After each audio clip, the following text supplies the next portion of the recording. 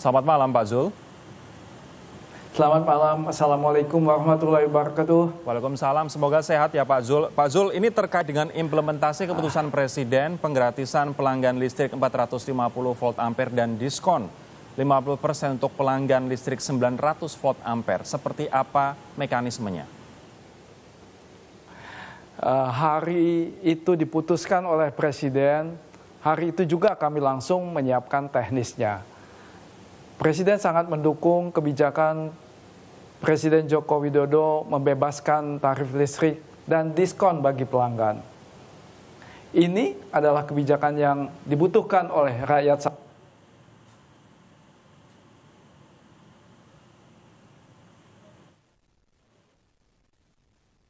PLN menyiapkan langkah-langkah operasional untuk menjalankan perintah Bapak Presiden. Oke.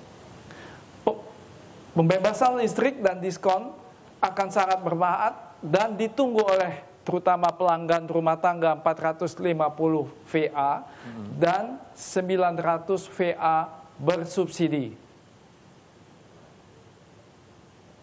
Pak Zul, ini kapan masyarakat bisa mulai menikmati? Kami paham bahwa keputusan Bapak Presiden dengan semangat yang sangat jelas, lakukan yang tercepat bagi rakyat, terutama yang terdampak COVID-19. Jadi begitu kebijakan ini dikeluarkan 31 Maret, Bapak Presiden mengatakan mulai April sampai Juni itu sudah harus dilaksanakan. Dan itulah yang kami siapkan. Pelanggan yang mendapatkan keringanan ada dua jenis, yang menggunakan KWH meter prabayar dan pasca bayar. Yang pasca bayar untuk tagihan bulan April sudah bebas sama sekali, 0 rupiah, tidak ada tagihan lagi dan betul-betul 0. Nah, untuk yang prabayar, perintah Bapak Presiden juga sangat jelas, mulai April kami langsung menyiapkan sistemnya. Ada 24 juta pelanggan 450 VA dan 7 juta pelanggan 900 VA bersubsidi. Dari 24 juta dan 7 juta pelanggan itu 11 juta adalah yang prabayar. Itulah yang sedang kami kerjakan. Kami tidak ingin ada satu pelanggan pun yang berhak mendapatkan tercecer atau terlewat. Baik. Sekarang secara teknis, teman-teman PLN sedang menyiapkan dan yang paling cepat dan dapat dilakukan sudah tersedia adalah di website. Tapi juga kami menyiapkan cara yang lebih mudah sebetulnya, yaitu lewat nomor telepon. Oke. Pak Zul, ini nanti saya akan tanyakan beberapa ada keluhan di media sosial. Kalau tadi Anda mengatakan yang paling siap adalah website, namun ada juga cara dengan WhatsApp. Tadi saya sendiri mencoba WhatsApp, belum ada respon. Kami paham bahwa memang butuh waktu untuk set up the system dan lain sebagainya. Tapi kapan kemudian semua channel ini akan siap digunakan oleh masyarakat, khususnya yang WhatsApp, karena itu paling gampang diakses. Kami akan tanyakan sesaat lagi. Tetaplah bersama kami.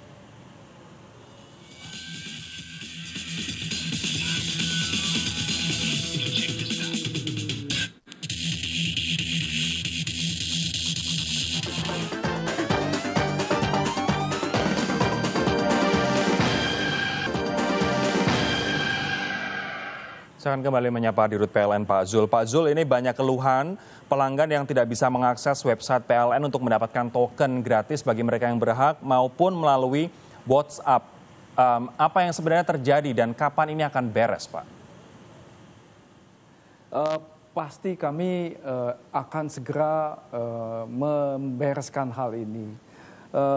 Bapak Ibu sekalian, dari 24 juta pelanggan 450 VA dan 7 juta pelanggan 900 VA bersubsidi itu tadi saya katakan 11 juta itu adalah prabayar dan 11 juta ini yang harus kami layani dalam satu waktu. Nah, kapasitas daripada komputer pada saat awal daripada begitu dibukanya program ini begitu tinggi sehingga memang dalam hal teknis kami harus meningkatkan kapasitas daya daripada kemampuan teknis kami.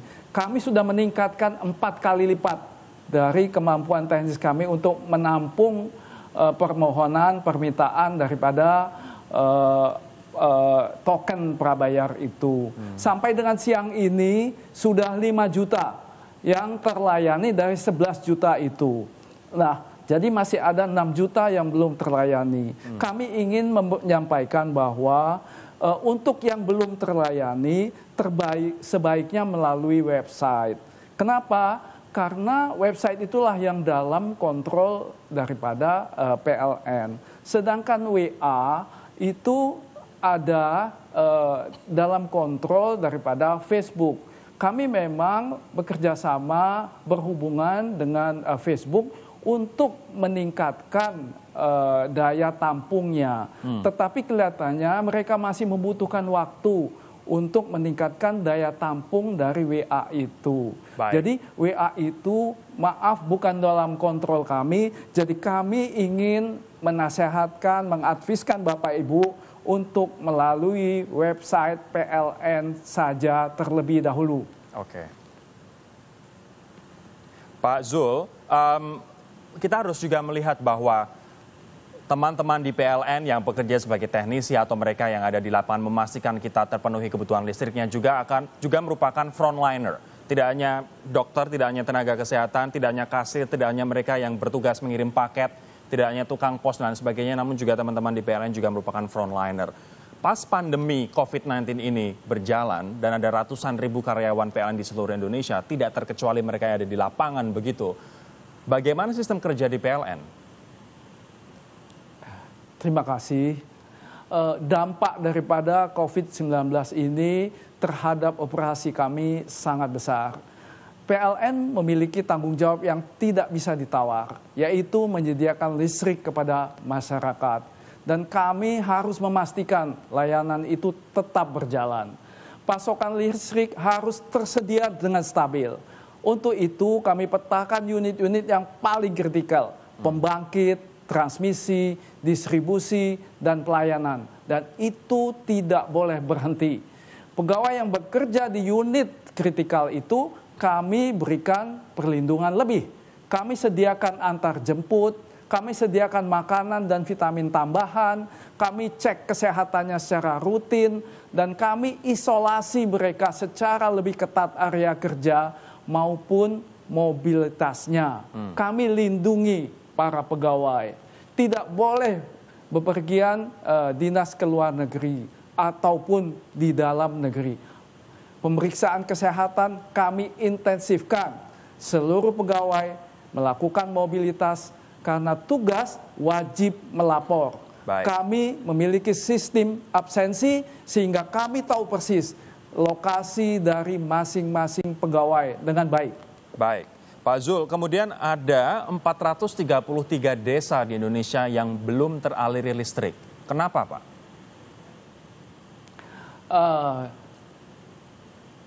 Jadi di masa lalu itu rasio elektrifikasi kita masih rendah. Tetapi selama 5 tahun terakhir, maka rasio elektrifikasi kita meningkat dengan sangat pesat.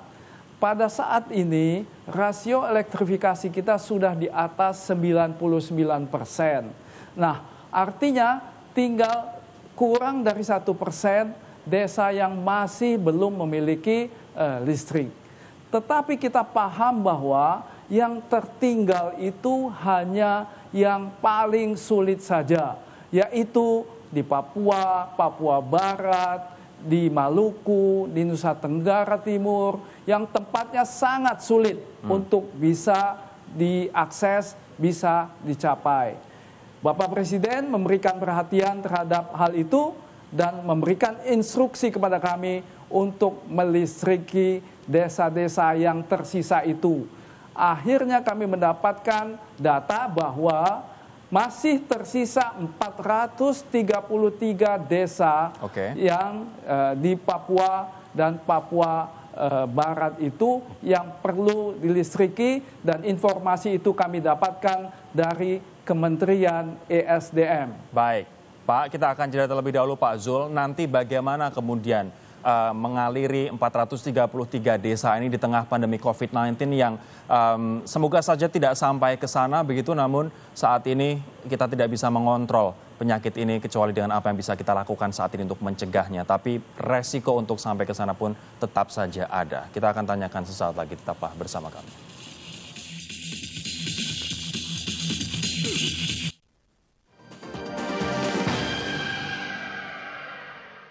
433 desa yang belum berlistrik, 433. Meskipun jumlahnya sedikit, kalau dibandingkan dengan jumlah desa di seluruh tanah air, 75.000. Tapi apapun ini harus kita selesaikan, dan dengan adanya listrik kita harapkan anak-anak bisa belajar di malam hari, dengan penerangan lampu yang cukup sehingga kualitas pendidikan kita juga semakin meningkat. Saya rasa itu pengantar dari saya. Terima kasih.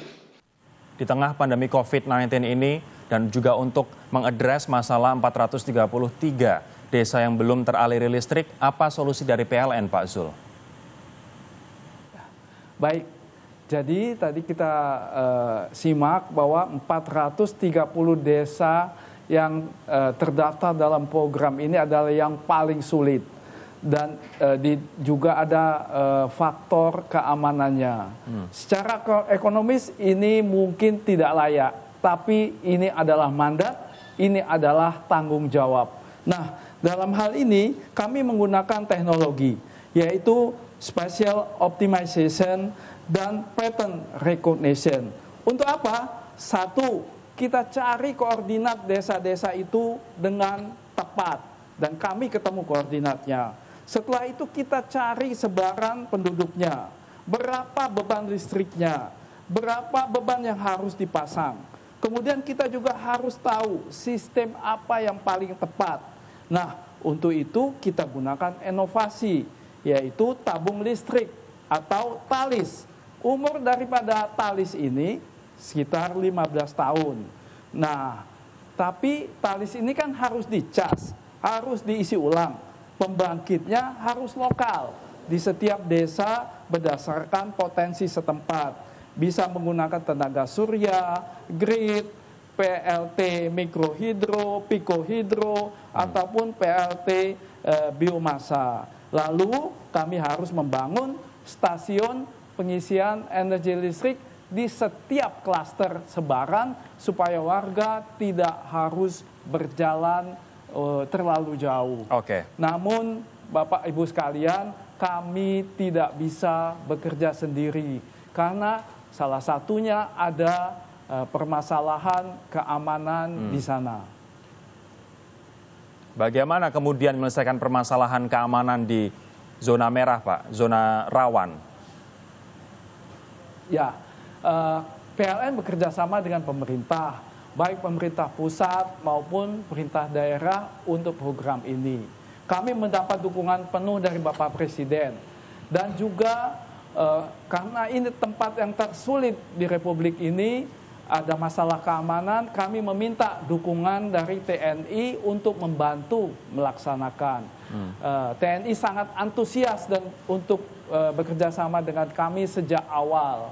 Nah, kami juga 2 tahun yang lalu mengerahkan 500 mahasiswa sebagai bagian dari program Papua Terang. Ternyata adik-adik mahasiswa menunjukkan bukan hanya kemampuan, tetapi juga dedikasinya. Dari sisi anggaran, PLN tidak sendirian. Kementerian Desa, pemerintah daerah akan menganggarkan pengadaan TALIS. Sedangkan PLN akan menganggarkan pembangkit dan pembangunan stasiun pengisian. Baik. Kenapa Kemendes dan kenapa Pemda? Karena listrik desa bukan semata-mata menghadirkan listrik. Pak Dirut, ini pertanyaan terakhir saya, bagaimana Anda meyakinkan, Pak Zul, bagaimana Anda meyakinkan di tengah pandemi COVID-19 ini yang kita tidak tahu sampai kapan? Kita tidak tahu sampai kapan ini akan terjadi, bisa saja berbulan-bulan, bahkan bisa saja sampai tahun depan, kita tidak tahu. Tapi bagaimana PLN memastikan bahwa suplai listrik ke masyarakat akan tetap lancar, Pak? Bapak Ibu sekalian, kita jangan terlalu pesimis. Dalam hal ini kami di PLN tidak pesimis. Walaupun situasi ini sangat menantang, kami selalu pesankan kepada semua teman-teman PLN dari Sabang sampai Merauke bahwa tugas PLN nomor 1 adalah menjaga keandalan listrik. Bapak Ibu sekalian, itu adalah mandat kami. Dan kami akan lakukan tugas itu semampu kami, sekuat kami, dan kami akan lakukan tanpa menyerah. Baik. Ada lagi tambahan Pak terkait dengan subsidi listrik yang ini Anda tekankan kepada masyarakat khususnya mereka yang eligible atau berhak, Pak Zul? Kami ingin menyampaikan bahwa mungkin 1-2 hari ini ada sedikit kendala teknis. Tetapi kami ingin meyakinkan kepada semua pelanggan yang berhak bahwa hak mereka akan kami berikan, hak mereka akan kami hormati. Baik. Dan akan kami upayakan semaksimal mungkin. Baik. Kami tidak akan merugikan pelanggan yang berhak.